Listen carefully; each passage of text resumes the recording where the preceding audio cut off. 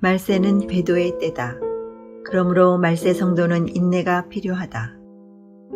거짓 선지자가 많이 일어나 많은 사람을 미혹하게 했으며 불법이 성함으로 많은 사람의 사랑이 식어지리라. 그러나 끝까지 견디는 자는 구원을 얻으리라. 예수님께서 다시 오실 날이 가깝다. 앞으로 세상은 점점 더 악해지고 교인들은 점점 더 세속화되고 배도하게 될 것이다. 이렇게 온 세상이 타락하는 말세에 누가 영광 중 오시는 주님을 맞이할 것인가? 모세의 인도로 애굽을 나온 이스라엘 장년 중에 약속의 땅 가나안에 들어간 자는 오직 여호수아와 갈렙 두 사람뿐이었음을 기억하라.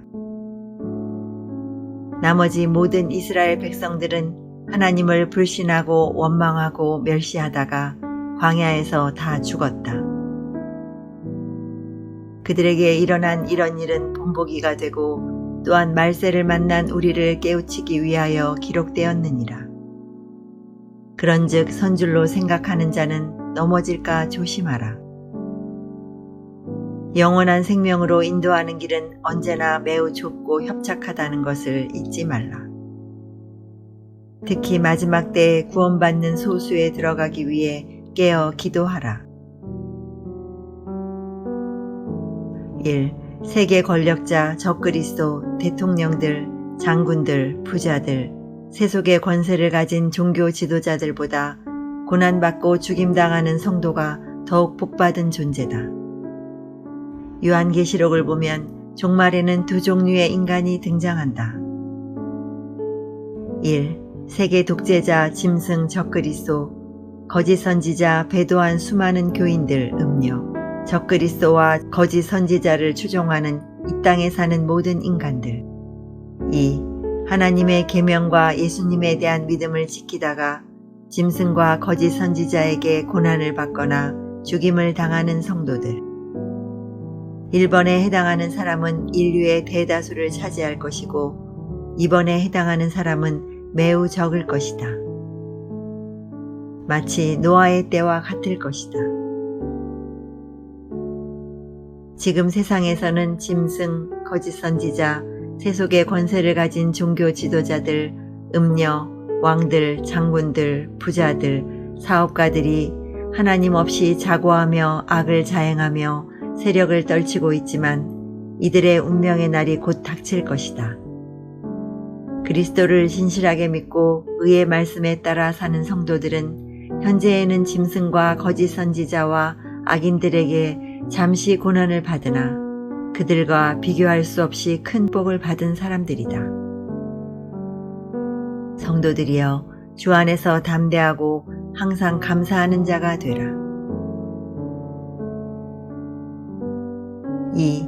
주님께서 친히 원수를 갚아주시는 날이 곧 다가온다. 성도들이 이 세상에서는 악인들에게 온갖 종류의 박해를 받으나 주님께서 친히 원수를 갚아주시러 오신다. 내 사랑하는 자들아, 너희가 친히 원수를 갚지 말고 하나님의 진노하심에 맡기라. 기록되었으되 원수 갚는 것이 내게 있으니 내가 갚으리라고 주께서 말씀하시느니라. 예수님의 재림과 성도의 휴거가 있은 후 이 땅에 본격적인 진노가 시작된다.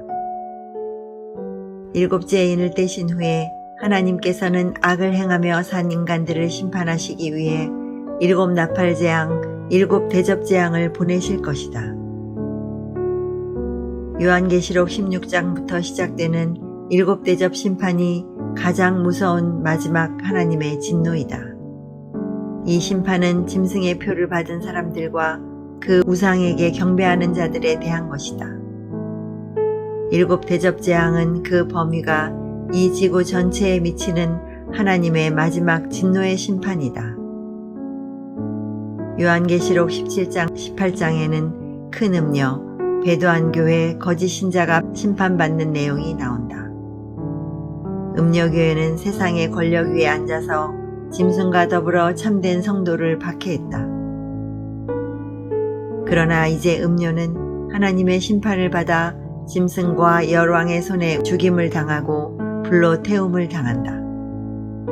그리스도인이라고 하지만 실은 사탄의 회인 큰 음녀는 이처럼 무참히 멸망당할 것이다. 그 후 아마겟돈 전쟁이 일어나고 이 전쟁에서 예수님께서 짐승 적그리스도와 거짓 선지자를 산채로 유황 불붙는 못에 던지실 것이다. 나머지 악한 인간들은 그리스도의 입으로 나오는 검으로 죽이실 것이다. 그러나 예수님께 대한 믿음을 끝까지 지킨 성도들은 예수님과 더불어 이 땅에서 1000년 동안 그리고 새 하늘과 새 땅에서 영원히 왕노릇할 것이다.